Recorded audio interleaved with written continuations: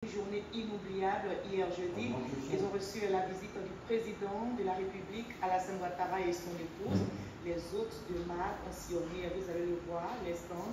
Une visite suivie d'un hommage au fondateur du journal Jeune Afrique, premier hebdomadaire panafricain indépendant. Béchir Ben Yammed a tiré sa révérence en mai 2021. Yviane Naïmé.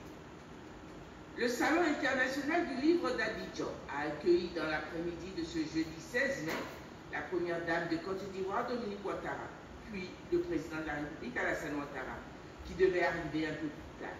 Sous la conduite de la ministre de la Culture et de la Francophonie, présidente du Salon, Françoise Remarque, la première dame de Côte d'Ivoire a visité les différents stands des sociétés d'édition participantes à ce salon international. Le Kenya, pays invité d'honneur de ce salon, qui enregistre la présence autant des éditeurs ivoiriens que ceux de plusieurs pays africains et même d'Europe.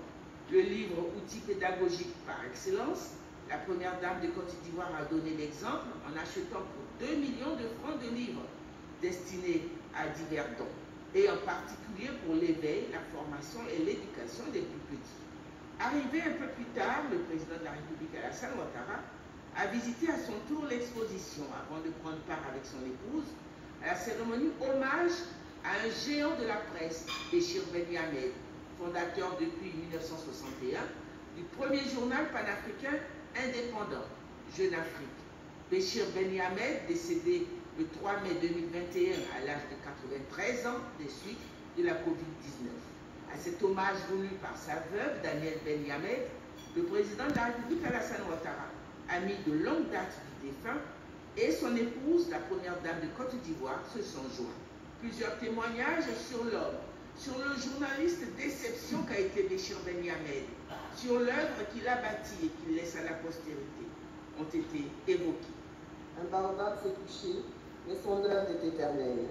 Aujourd'hui, alors que nous nous rassemblons pour lui rendre un hommage amplement mérité, nous nous souvenons de son héritage précieux, de son courage face aux défis, de sa persévérance dans la quête de la vérité et de son amour pour l'Afrique et ses peuples. Je souhaite profondément que son exemple continue d'inspirer les générations futures.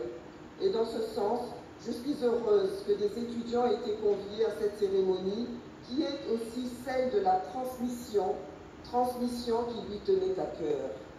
D'une plume érudite et vive, il épinglait l'actualité africaine, l'analysait et l'interprétait avec autorité, rigueur et dans une grande liberté d'esprit. Son exploit majeur résida dans sa capacité à préserver l'indépendance éditoriale de son journal, souvent menacée par des tentatives d'étouffement ou de subornation. L'une des forces de Béchir, c'est qu'il a été un témoin privilégié de son siècle. En effet, il a connu les grands leaders des années 60, Félix Houphouët-Boigny, Kwame Nkrumah. Il a su obtenir et conserver la confiance de certains d'entre eux, dont le président Senghor, dont il a été longtemps le confident. Mais le président Alassane Ouattara est incontestablement celui avec lequel il a entretenu pendant 40 ans une longue amitié fraternelle dont eux seuls savaient tous les secrets, à l'exception bien sûr de leurs épouses, Mme Dominique Ouattara et Daniel Ben Yammed.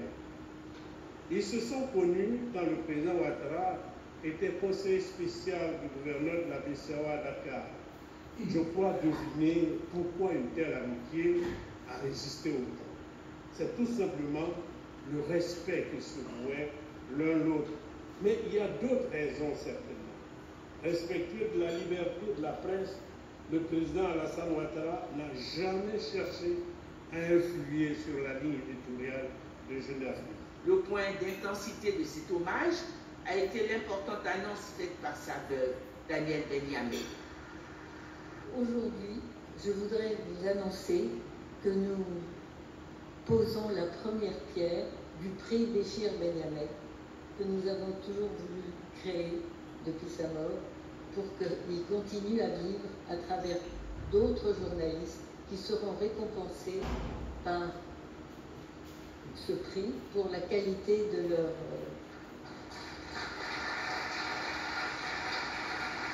Ce prix va être annuel. Nous allons avoir un comité de jurés. Béchir Ben Yamé, toujours vivant à travers ce prix qui vient l'immortaliser.